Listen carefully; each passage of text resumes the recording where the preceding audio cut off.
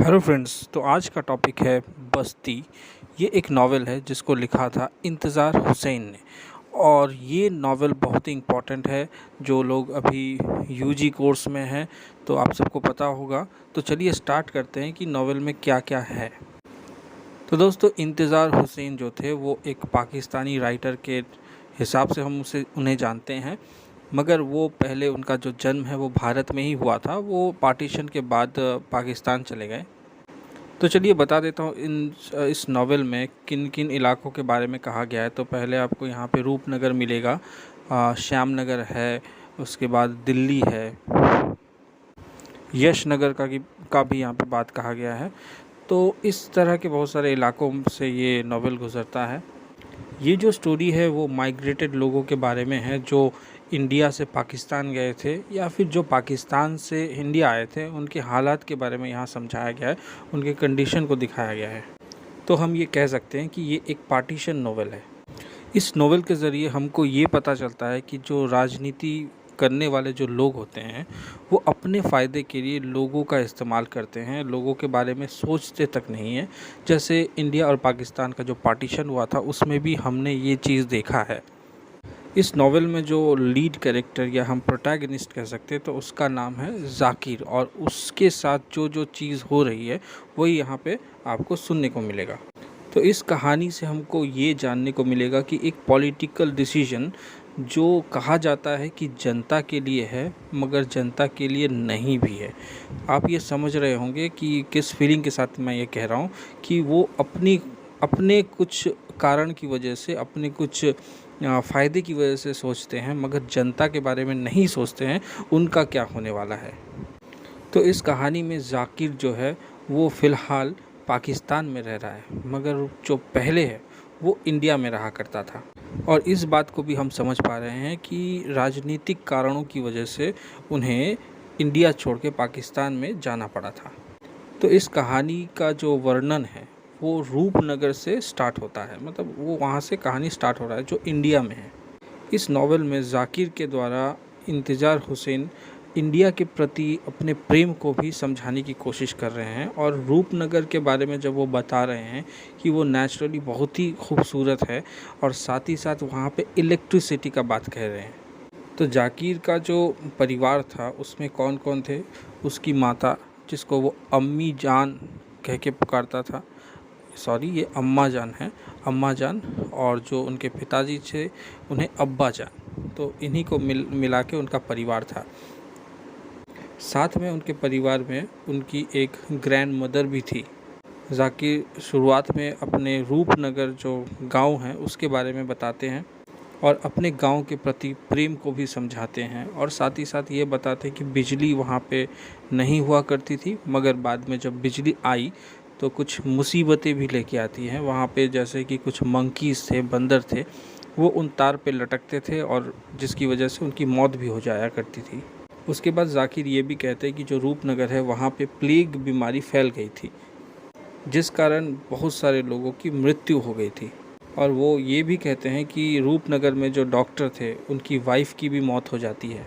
तो इस तरह से वो अपने गांव को डिस्क्राइब करते हैं, और साथ में कहते हैं कि वहाँ पे उनकी खाला जान आती है, यानी मौसी हम जिसे कहते हैं हिंदी में, खाला जान आती है। साथ में उनकी दो बेटियाँ भी आती हैं, एक का नाम है सबीरा और दूसरे का नाम है तहीरा। और सबीरा और ताहिरा दोनों ही जाकिर की कज़न सिस्टर लगती है रिश्ते में, और जो जाकिर है वो सबीरा को पसंद करता है, यानी वो उसके प्यार में डूब जाता है। और दूसरी तरफ सबीरा भी जाकिर को पसंद करती थी। दोनों एक साथ ही खेले हैं, बड़े भी हुए हैं, तो इसलिए उनके बीच अच्छा खासा अटैचमेंट था। और हाँ, जाकिर जो है वो सबीरा को साबू कह के पुकारा करते थे, और उनके खेल में ब्राइड ग्रूम का खेल भी खेला जाता था, मतलब दूल्हा दुल्हन का गेम। शुरुआत में सबीरा थोड़ा शर्माती थी, मगर बाद में ये जो फीलिंग है वो और भी ज़्यादा बढ़ता है, मतलब प्यार बढ़ता है। तो जैसा कि आपको नाम सुन के पता चल रहा होगा कि जाकिर जो है वो एक मुस्लिम लड़का है, मगर वो बहुत ही ज़्यादा इन्फ्लुएंस्ड था by the culture of India, ठीक है, इवन हिंदू कल्चर से भी। तो कहानी में आगे बढ़ के हमको ये पता चलता है कि उनकी जो दादी माँ थी उनका भी देहांत हो जाता है। तो ज़ाकिर के जो पिता थे उन्होंने कहा कि मैं दरगाह या मस्जिद पे नहीं जाऊंगा, मैं अपनी माँ का जनाजा घर से ही लूँगा। और ज़ाकिर के जो अब्बा जान थे उन्हें ये नया कल्चर अच्छा नहीं लगता था। उन्हें यहाँ पे जब गांव में बिजली आई तो उन्हें ये पसंद नहीं आया और ज़ाकिर अब की बार बियासपुर चले जाते हैं अपने फैमिली के साथ और सबीरा अकेली ही पड़ जाती है। सबीरा बहुत ही दुखी होती है मगर अम्मा जान जो है वो उन्हें दिलासा देती है कि हम लोग जल्द ही वापस लौटेंगे। दरअसल अम्मा जान को भी सबीरा बहुत पसंद थी एज हिज सन्स वाइफ। वो चाहती थी कि उसे दुल्हन बनाए अपने घर में। ज़ाकिर बियासपुर से विराट चला जाता है और फिर घूम फिर के रूपनगर वापस आता है। और ज़ाकिर जब वापस लौटता है तब उसमें कुछ थोड़े से चेंजेस दिखने को मिलते हैं, जैसे कि वो उसे सबीरा को पसंद तो करता है मगर कहीं ना कहीं कुछ रिजेक्शन भी लगता है। शायद वो कुछ और सोच रहा था उस वक्त। इस बीच जो है वो डिक्लेयर हो जाता है पार्टीशन, इंडिया पाकिस्तान पार्टीशन। और जब पार्टीशन होता है तो ज़ाकिर अपने फैमिली के साथ चला जाता है पाकिस्तान। कहाँ जाता है? वो चला जाता है सिराज नामक एक इलाके में। वहाँ पे सिराज के पिताजी का कोई क्लोज़ फ्रेंड था, उनका नाम था ख्वाजा साहब। और ख्वाजा साहब के 2 बेटे थे, सलामत और करामत।